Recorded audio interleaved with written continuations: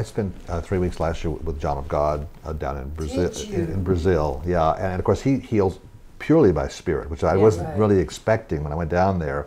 So it's like the spirits, the invisible forces, are actually doing the work. The little cutting and things like that he does for show, but I had nothing done to me except the spiritual operation, which is totally invisible and no one comes near you. And for the next 24 hours, I could feel something happening inside me. It was a very powerful. Did you go there because you were ill?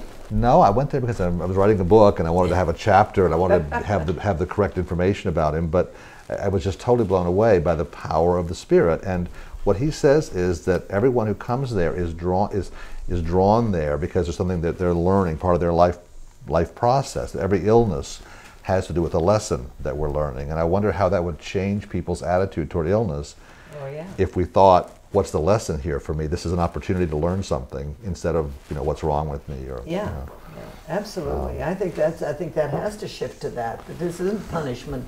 We don't have a nasty God up there who's punishing us by giving us a disease. It's something that we can look at and say, all right, now what's behind this and what can I learn from it? One of the things he says is that he can heal people, but if they haven't learned the spiritual lesson that's behind the illness, they'll get it again.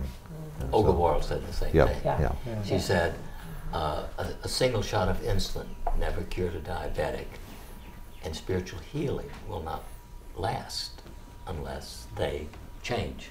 I think it's important that we somehow differentiate between healing and curing. You can be healed even if you're not cured. Wilma Rudolph, one of my great heroes, first American woman to win 3 gold medals in the Summer Games in 1960, at the age of 51 was diagnosed with a grade 4 astrocytoma, glioblastoma, bad disease, where 5-year survival rates are not measured. I mean, people don't live a very long time. In the last year of her life, Wilma went to schools, founded an organization, a foundation, and went to schools and talked to kids about what she thought was the most important lesson that she had learned in track. And she told them the most important lesson that she had learned. She was now on chemo, her hair was short, she was losing weight. She said, the most important lesson I learned in track was not to drop out of a race. Because if you drop out of a race once, it's easier to drop out twice. And told these children in the last year of her life, you're in the race of your life. If you finish school, it's going to make a difference for the rest of your life. Don't drop out of this race. In the last year of her life, she touched children, connected with them in a way that reminded her of what it is that she liked best about who she was, and left a legacy, an imprint, not only on her sense of self, but on the souls and lives of children. That connection is healing. This reminder that we are not here by ourselves, and that our obligation is to touch those noblest aspects of selves that remind us that we may come and go, but the legacy that we leave behind is that of a healing love. That's healing. A single-payer system is possible, and we're going to move to that direction in this country, but doctors are going to make less money. And that's just the way it is. Exactly right. And it was never made to be a profitable industry. That's not why we went into healthcare. If you did, you were in the wrong business. Well, and we think we're working towards the wrong ends. I'm tired of hearing of wellness. We're either, all of us have got something. We either got corns or constipation or something. We've all got something. I'm much more interested in wholeness. I have some of my patients who have the most difficult disease process are whole people. So wholeness to me is much more important than wellness, because I love wellness, but that's not my goal. My goal is to work with people till they become whole. Now that might mean, like Franklin Roosevelt, he incorporated his life around the disease process, but he was not the disease.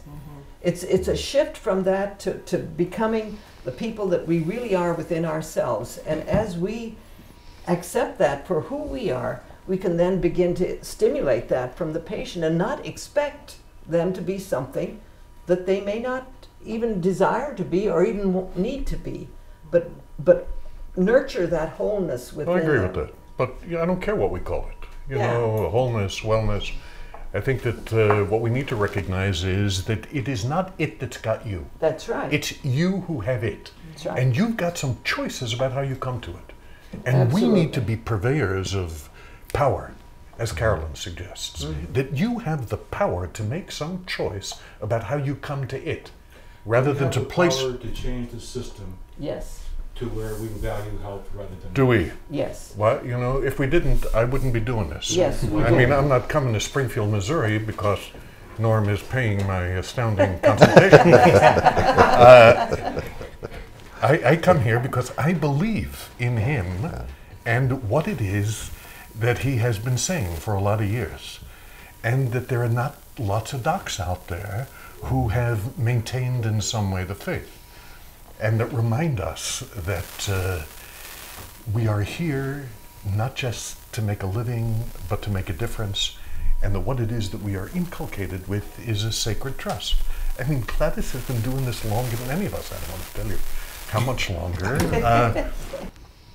We do it because it reminds us of a piece of ourselves that liberates the nobility of the human spirit. Doesn't matter what you do. Doesn't matter what you do. Whether you are in banking, whether you are in the corporate marketplace. That's right. What matters is that you come to it with a sense that it's not just about me, this kind of narcissistic preoccupation we have, and that there is an obligation that we have to remind ourselves that the nature of our biology is to live in community. We must be connected. It's why we have belly buttons. They serve no useful physiologic function after we are born. They are just vestiges. The only purpose of a belly button is to look down and say, oh yeah, thank you for this reminder that I was once connected to somebody other than me. And it is my connections that sustain us. We must stay connected. We live in a world in which we are becoming disconnected, not only from healthcare, but from a belief in a system that once sustained us. And we need to get reconnected. And we can do that as healers. That's what we are about. Amen. Amen. Can't say it better than that. And it's all sacred. Basically, it is reestablishing That's right. the sacred in life.